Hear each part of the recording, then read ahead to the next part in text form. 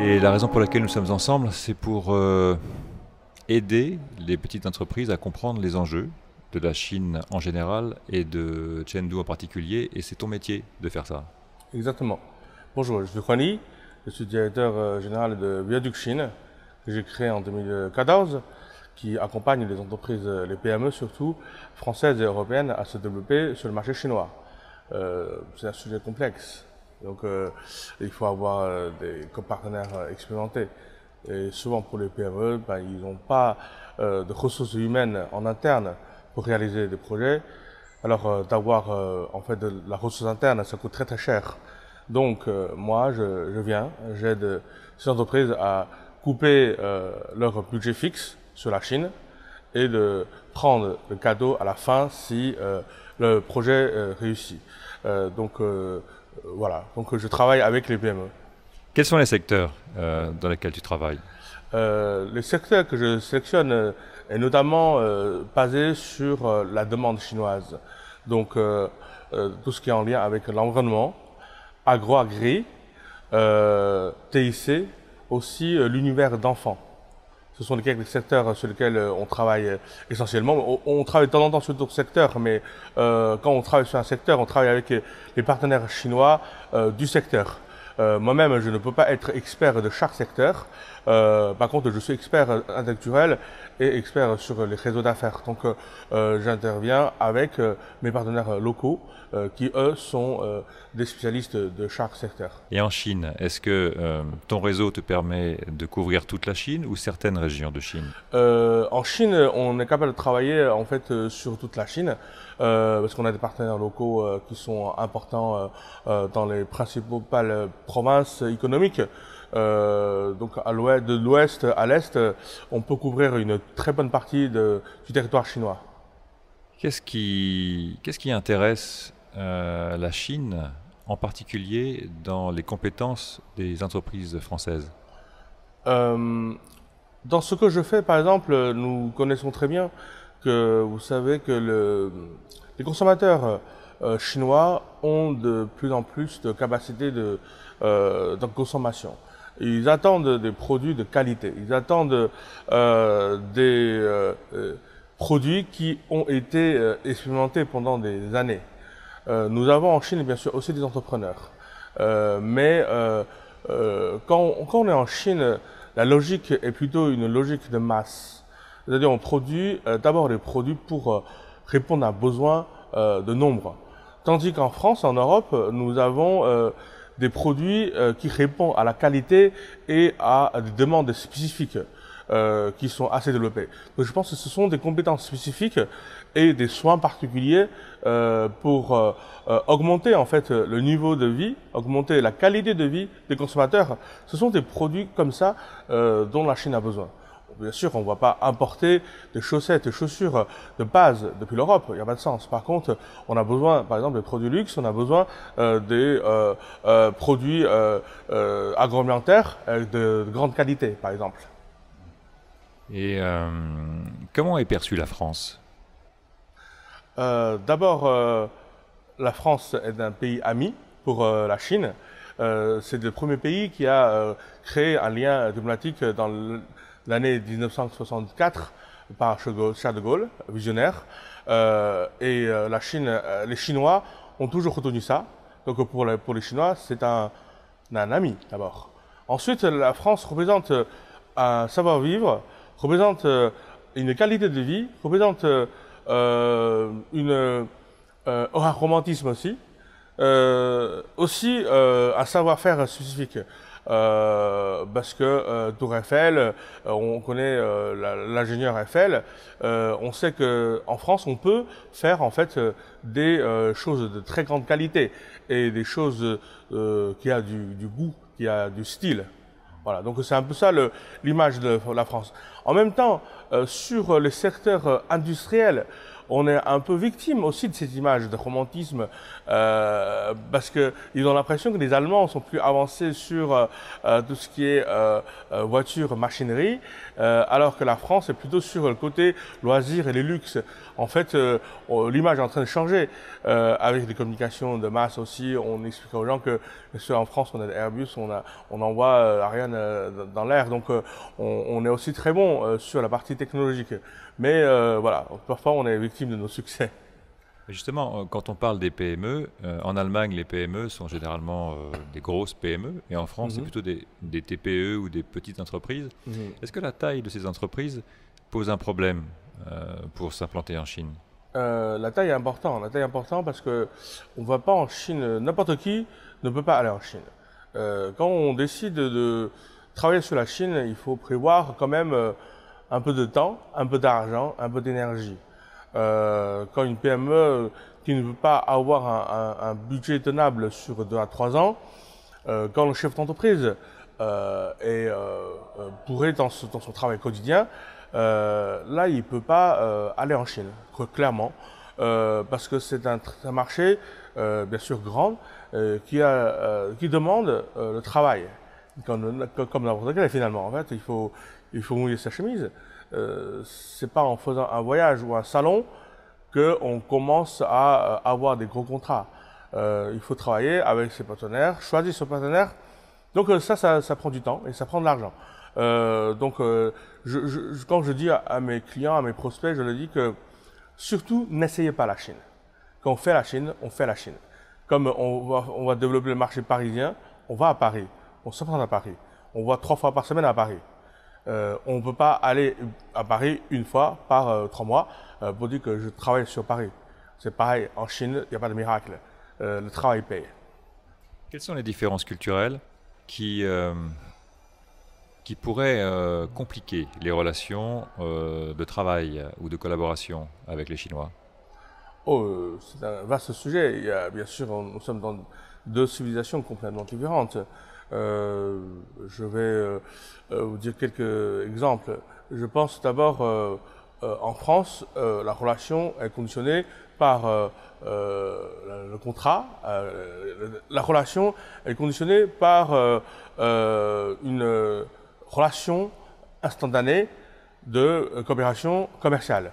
Tandis qu'en Chine, la relation est conditionnée par sa durée, par sa profondeur, par solidité de ces liens. Ce qui veut dire, c'est que les Chinois ne travaillent pas avec n'importe qui et ils font pas confiance à n'importe qui. Parce que vous êtes loin, vous êtes de France, venez une fois, je dois acheter quelque chose depuis la France, je dois juger beaucoup sur la fiabilité de l'approvisionnement, si vous êtes capable de produire en grande quantité, si vous arrivez à produire maintenant et aussi dans 2 ans. Donc, si je ne fais pas confiance à la personne et si je ne connais pas la personne, je vais être très froid, je vais être, même si je dis oui, oui, je souris, je ne vais pas passer la commande. Donc, si je connais bien la personne, je sais que c'est quelqu'un de fiable, quelqu'un présenté par un ami, quelqu'un, j'ai visité sa maison en France, quelqu'un qui est mon ami. Et là, les affaires deviennent beaucoup plus fluides. En fait, je dirais en Chine, nous avons une obligation morale qui est différente. On est beaucoup plus moral avec des gens, même plus strict, avec des gens qu'on connaît. Alors qu'on ne se sent pas très bien, on ne se sent pas trop concerné moralement, responsable vis-à-vis des gens qu'on ne connaît pas. Donc, c'est une façon de se protéger aussi en Chine, que les Chinois travaillent avec ceux qui sont présentés par des amis et travaillent avec ceux qu'on connaît. Donc, c'est très culturel. Mais aussi, deuxième point, je dirais tout à l'heure, j'ai dit un petit peu, c'est que les Chinois n'expriment pas leurs sentiments et leur vraie pensée dans la négociation. En France, on va dire non, monsieur, c'est trop cher, je ne vais pas acheter. En Chinois, ils vont dire oui, c'est très bien, vous avez un produit génial, machin, et dans 3 mois, il n'y a pas de commande. Mais pourquoi il est enthousiaste? L'enthousiasme, c'est la politesse. Se bâtir, j'ai besoin de ce produit. Donc je pense que là, il faut travailler aussi sur les comportements de son prospect. S'il pose beaucoup de questions, s'il fait beaucoup d'objections, s'il dit que c'est trop cher, c'est le bon signe, c'est qu'il est intéressé. S'il dit que c'est très bien, c'est génial, tout va bien, je vais passer le commande, t'inquiète pas, je t'envoie le contrat, là vous pouvez tourner vers quelqu'un d'autre. Dans vos conversations avec vos clients, quelles sont les peurs qui remontent le plus souvent? Je pense que la principale peur, c'est que est-ce que je suis adapté au marché chinois? Les gens se demandent, j'ai une petite usine, je produis un petit peu, est-ce que la Chine, c'est tellement vaste, je ne peux pas produire pour toute la Chine? C'est la première peur. Est-ce que je vais pas, comment dire, produire plus que je peux produire? La question c'est, oui, c'est pas de question. En même temps, on va pas produire pour la Chine. On va produire pour une partie, un segment, un client ou quelques clients. Je veux dire, une entreprise, l'ambition chinoise, c'est pas de, si chaque Chinois achète un de mes produits, c'est pas ça la logique. La logique, c'est que je vais vendre à certains Chinois qui aiment mes produits. Donc ça, la peur que sa propre taille n'est pas adaptée, je dirais, c'est pas très important. Autre chose aussi, c'est la production de droits propriété intellectuelle. Les gens ont peur, ils disent, bah, les Chinois vont voler leur savoir-faire, ils vont produire, etc. Donc il ne faut pas dévoiler son produit. Vous savez qu'il y a, c'était vrai. Il y a 20 ans, c'était vrai. Il y a 10 ans, peut-être c'était vrai. Mais vous savez que depuis une dizaine d'années, le gouvernement chinois a fait un travail très important dans la mise en place, dans la production de savoir-faire, de propriété intellectuelle. Nous avons non seulement un droit sur la propriété intellectuelle et une autre loi sur la protection des sociétés internationales, étrangères. Ce qui veut dire qu'il y a deux lois qui protègent la même chose. Et dans l'application aussi, avant nous avons plutôt un protectionnisme local. C'est-à-dire, voilà, mon entreprise a violé un droit de propriété intellectuelle et moi, en tant que maire ou en tant que gouverneur ou en tant que juge de cette région, je vais protéger mon entreprise. C'est changé complètement parce que la Chine innove. Avant, la Chine passait du temps pour répondre, comme je vous ai dit, le besoin de masse. Pour cela, ben, il faut aller vite, il faut aller grandement, il faut aller quantitativement, pardon, aller en grand nombre. Il n'y avait pas beaucoup de temps pour penser à l'innovation. Et après, en se développant, la Chine, le marché chinois s'est segmenté. Il y a des besoins spécifiques, avec des régions spécifiques, avec des clients spécifiques. Il faut répondre aux besoins, différents besoins, il faut innover. Et dans l'innovation, la Chine se rend compte que bah, ça ne sert à rien si j'innove, il y a quelqu'un d'autre qui va faire la même chose que moi. Donc, ça ne va plus. L'industrie ne va pas avancer avec ça. Donc, par son propre besoin, la Chine se rend compte, je dois protéger mon savoir-faire, et donc je comprends bien que les étrangers doivent protéger le savoir-faire. Si je ne protège pas bien nos savoir-faire, et on ne va pas avancer, si je ne protège pas leur savoir-faire, ben, ils ne vont pas venir. Donc c'est un travail de longue date depuis une dizaine d'années, on le sent très bien, par exemple à Foire de Canton. Il suffit de, vous dites juste au bureau de police à côté, ou police de contrôle dans le foire, j'ai vu un produit qui ressemble au mien. Ils vont fermer le stand de votre concurrent déloyal tout de suite, immédiatement. Ils vont même ils vont fermer l'usine de vos concurrents déloyaux immédiatement avant de passer le jugement. Si le juge dit non, finalement il n'est pas violé, ils vont réouvrir. Mais immédiatement, il n'y aura plus de stand. C'est aussi immédiat que ça. C'est très important de savoir que oui, il faut protéger son savoir-faire. Non, il ne faut pas avoir trop de peur. Après, il faut avoir des partenaires. Hein. Il ne faut pas aller tout seul. C'est la raison pour laquelle nous existons. Il faut travailler avec des accompagnateurs, des organismes publics aussi. Je parle de Business France, je parle aussi Chambre de commerce française en Chine, aussi des consultants privés. Je parle aussi des avocats, c'est très important, de déposer donc son nom de domaine, déposer sa marque en Chine, de protéger donc ses brevets en Chine, avant d'y aller. Je veux dire, ce sera bête que vous venez avec un truc génial. Que le propriétaire individuel n'est pas déposé en Chine, qu'il n'est pas protégé en Chine. Donc là, c'est dangereux. Donc il y a une préparation à faire en amont. En matière d'échecs, avez-vous une expérience à nous raconter sur un projet qui aurait dû réussir et qui n'a pas réussi? Je vous dis un projet agroalimentaire qui est assez parlant.